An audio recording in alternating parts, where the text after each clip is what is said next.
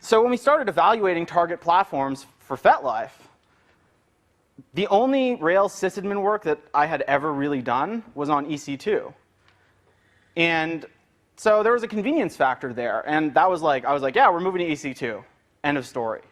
Right? And beyond the convenience factor, I was also I was kind of like drooling a little bit over, I don't know if you can see there's a huge glob of drool coming out of this dog's mouth. But anyway, I was kind of drooling over stuff like auto-scaling and all this cool automation stuff, Chef, Puppet, whatever.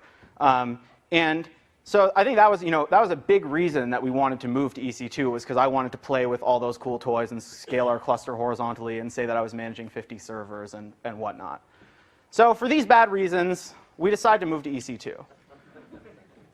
And at the time, we're serving, I don't know, about 70 million requests per month. This was a few months after I joined the company. And our initial infrastructure on EC2 was 7 web tier servers, maybe it was 6, I don't know. But anyway, again, master-slave MySQL server, and the slave is just there for operational purposes, for hot failover, for backup, stuff like that. We're actually only querying the master. And then a MongoDB server, which we'll talk about later in the talk. And so, obviously, if we need 7 web tier servers, and we've just gone from 3 to 7, these machines that we're using on EC2 are somewhat less powerful than the VMs that we had on EngineYard's private cloud.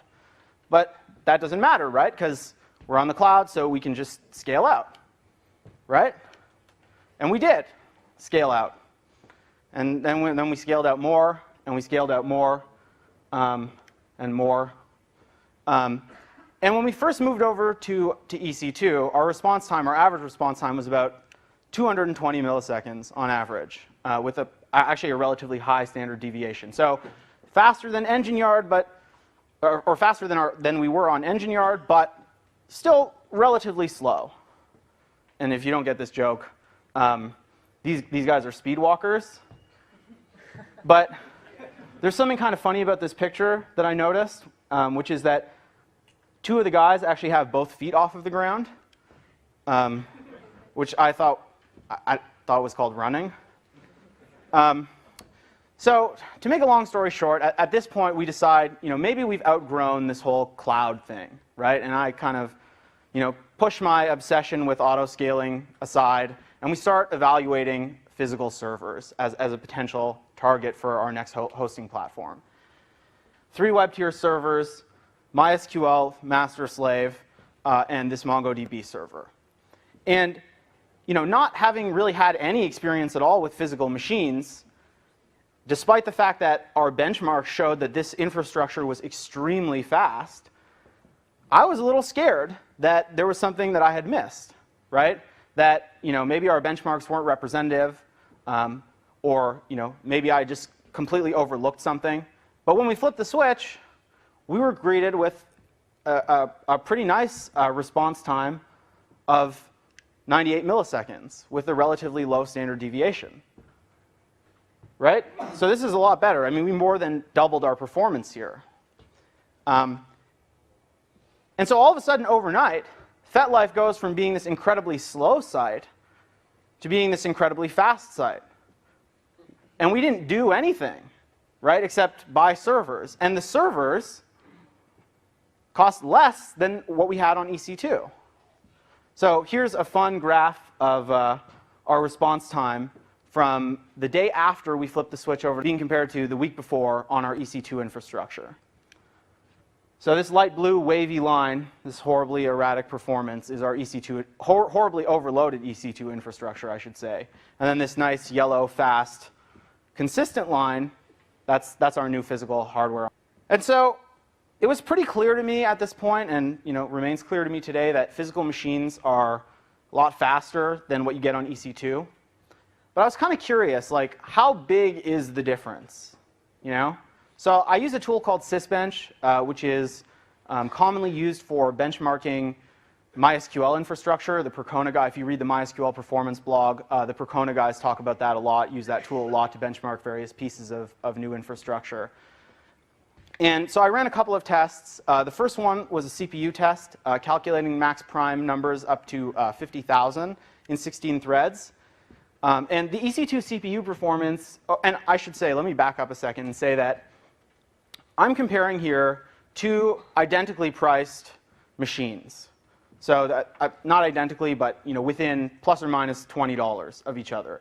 And so the physical machine was a dual quad-core Nehalem E5520, if you're familiar with that processor, with 36 gigs of RAM and four 15,000 RPM disks in SAS disks in RAID 5, in hardware battery-backed RAID 5. And then the EC2 instance was, fucked if I can remember the name, double extra large super high memory instance or something. What's that? You forgot secret probation. Right.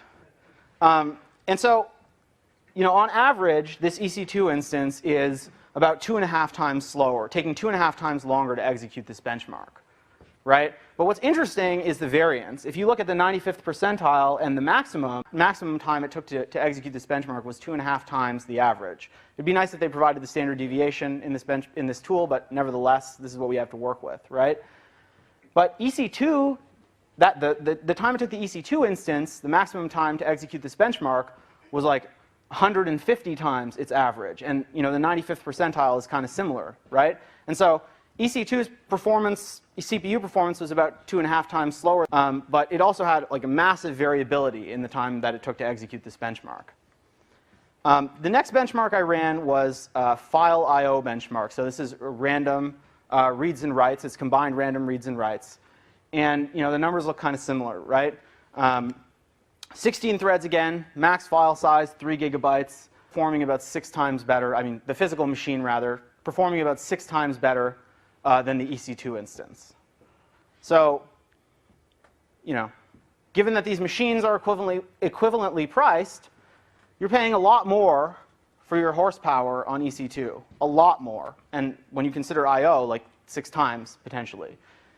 And I should say that I also ran an OLTP test where Sysbench actually fills up MySQL with data and then runs queries against it and measures the results. I took out the slide because the results didn't make sense, and so I figured there was something wrong with the benchmark. It showed about 50 times worse performance on the EC2 instance. That didn't really make a whole lot of sense to me. But the machines were running the identical OS, had the same MySQL configuration, had about the identical amount of RAM. I did zero the disk on the EC2 instance before running the benchmark. So I don't know, but that's what the results were. So they say EC2 is fast enough, right? The proverbial they.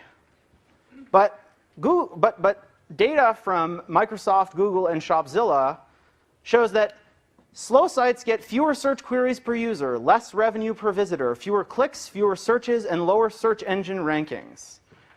Right? And let me unravel that. Right? That means that fast sites retain users better, make more money, and rank higher in search results. Right? Fast sites retain users better, make more money, and rank higher in search results.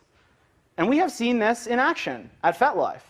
And we have seen as much as a 1% loss in revenue per millisecond of average response time. And this is at already fast speeds of 100 milliseconds. So 20% between 100 and 120 milliseconds. And we've seen this consistently.